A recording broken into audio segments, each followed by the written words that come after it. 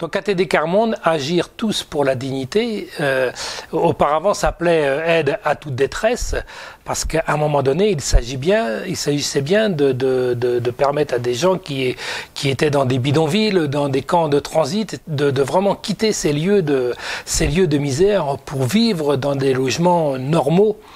Et c'est vrai qu'aujourd'hui, on a moins de cités transit comme on pouvait l'avoir autrement. Donc ça se traduit peut-être de manière différente. Les gens on les voit pas forcément. Ils sont peut-être cachés. Ils sont dans des HLM avec d'autres personnes, quoi. Mais c'est quand on rentre à l'intérieur des familles, c'est là qu'on voit que la misère, elle détruit, que la misère, elle abîme, que la misère, elle marque, parce que effectivement, les gens sont bien privés de tout, et parce qu'ils sont privés de tout, effectivement, la dignité, elle est mise en cause, quoi.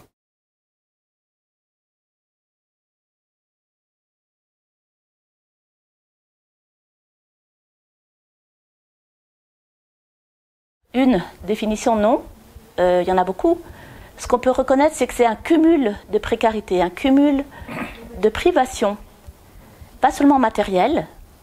Bien sûr, il y a le manque d'argent, il y a le manque de moyens, mais c'est très souvent un ensemble de privations qui peuvent toucher l'absence de logement, l'absence de vie de famille, l'absence d'éducation scolaire pour les enfants, l'absence de nourriture, l'absence de sécurité dans les pays en guerre, l'absence de soins. C'est tout ce cumul-là de droits qui conduit à la misère. Et tous ces aspects sont liés. On ne peut pas dissocier les manques. Si une chose manque, on n'a pas de logement, eh bien on ne peut pas bien travailler, on peut pas trouver un travail, etc., etc. Donc c'est un tout. L'homme n'est pas divisible et les droits de l'homme non plus.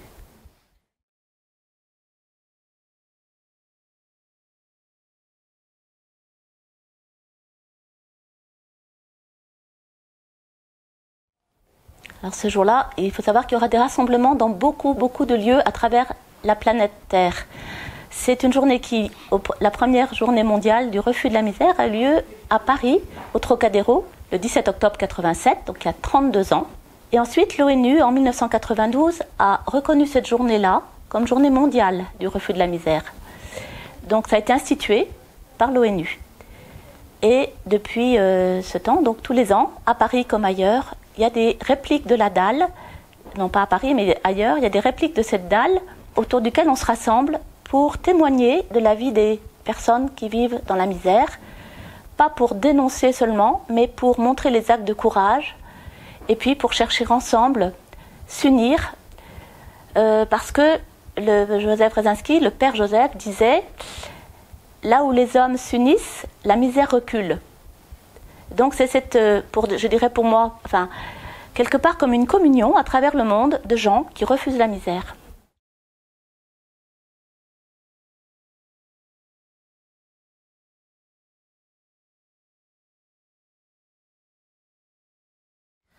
Alors, c'est le premier texte international qui a force de loi, qui a été écrit pour les enfants, pour la protection des enfants. C'est dans le cadre de l'ONU, donc 193 pays membres, tous ne l'ont pas signé. Je crois que les États-Unis n'ont pas signé cette convention. Alors, elle met l'accent sur les droits des enfants. Il y en a 54 reconnus, 54 articles dans cette convention. Donc, ça touche à tous les domaines de la vie, évidemment, de la naissance aux 18 ans de l'enfant, avec l'accent mis sur la vie en famille, le droit de connaître ses parents, d'avoir accès à ses origines, de connaître son identité, sa nationalité. Pour les enfants qui sont issus de la guerre, c'est pas facile de retrouver parfois leurs racines.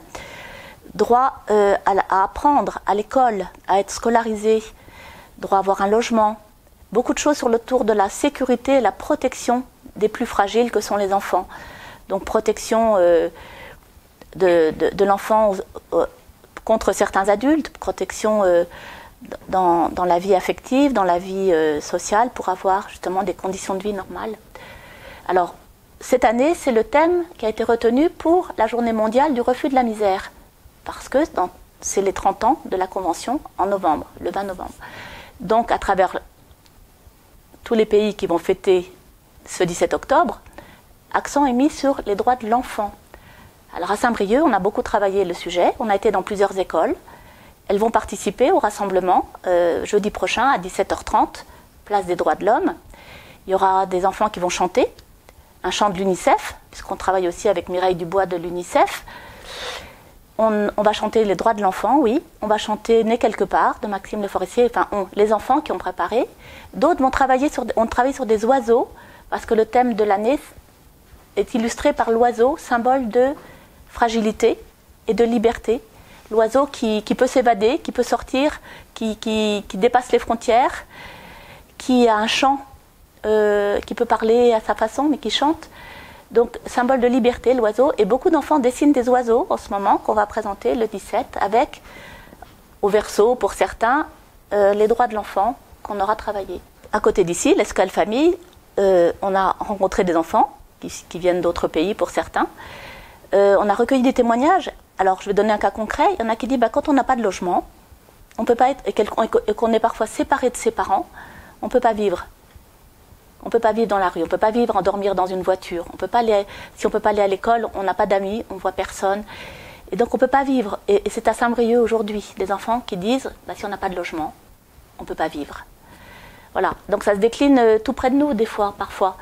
Après, il y a des violences dont on peut être témoin. Dans des familles, il y a des tensions, il y a des divisions, il y a des enfants qui sont placés. Et ça, c'est un sujet d'actualité permanent dans notre département. La situation des enfants placés, la situation des enfants séparés de leur famille, c'est des souffrances énormes. Donc les droits de l'enfant, c'est pas quelque chose, comment dire, c'est concret. Ça passe par des dispositifs d'accueil, de prise en charge, de protection, ici comme ailleurs. Il y a une attitude qui est essentielle, c'est de partir en fait du plus pauvre, toujours. Lorsque vous mettez, quelle que soit l'activité, en fait, et que vous partez des personnes qui sont pas dans le besoin, des personnes qui se débrouillent bien, des personnes qui ont des contacts, qui ont des relations, eh bien, si vous partez d'eux, à un moment donné, on oubliera toujours celui qui est encore plus bas, quoi. Or, si on fait les choses à partir des plus pauvres, automatiquement, c'est un système ascensionnel qui fait que, eh bien, qu'on touche, on a plus de chances de toucher tout le monde, quoi.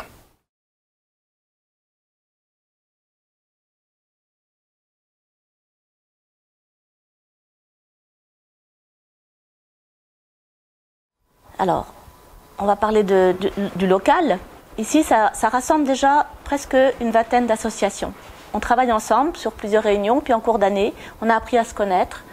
On partage le même souci, le même désir de refuser la misère. C'est énorme. Alors, Père Joseph nous disait, n'oubliez pas la prière, parce que vous trouverez écho auprès de Dieu. Bon, si on est croyant, ça reste une référence sûre. Mais pour un mouvement pluriconfessionnel qui rassemble des gens de toutes sortes, qu'est-ce qui nous rassemble et qu'est-ce qui fait qu'on garde l'espérance? C'est un sujet important. On n'est pas dans l'efficacité, mais on est dans une manière d'être. On ne va pas pouvoir mesurer, quantifier les résultats de nos mobilisations. Mais ça mobilise. On est petit, je dirais, le vin dans la pâte. Parce qu'on n'est pas nombreux. Saint-Brieuc ATD, c'est ce qu'on va dire une dizaine de personnes très engagées comme alliés. 15-20 militants quart monde peut-être, et puis des tas d'amis tout autour. Mais c'est un tout petit noyau. Le collectif 17 octobre, allez, une cinquantaine de personnes, c'est pas grand-chose. Donc on a beaucoup de prétentions, mais en même temps il faut garder beaucoup d'humilité. Beaucoup d'humilité. Mais je pense qu'on est le vin dans la pâte. Et que la parole qui nous dit, unissez-vous pour lutter, pour refuser la misère, c'est un devoir sacré. C'est un cri sur la dalle derrière la mairie. C'est un devoir sacré de s'unir contre la misère, devoir sacré. Parce qu'il y a une dimension spirituelle dans ce combat, dans cette lutte. Un combat pour la dignité de l'homme debout. Le quart-monde ou le monde de la pauvreté, c'est Jésus crucifié. Le Père Joseph, il nous dit, c'est Jésus crucifié. Il en parle toujours du crucifié. Mais le crucifié n'est pas resté crucifié. Il a été libéré de la mort. Donc nous, notre espérance, c'est un jour, la misère reculera. C'est pas fait, mais on a l'espoir qu'un jour, le monde créé par Dieu, et le Père Joseph renverse les valeurs. Il dit, le monde créé par Dieu, il n'y avait pas de misère. La misère est l'œuvre de l'homme, c'est sa phrase. La misère est l'œuvre de l'homme, seul l'homme peut la détruire. Ça nous remet devant nos responsabilités d'hommes et de chrétiens, si on est chrétien. Donc, de regarder le crucifié, et puis d'espérer un jour que le monde change, et que les plus pauvres soient au cœur de l'Église, puisque c'est le message qu'elle nous donne.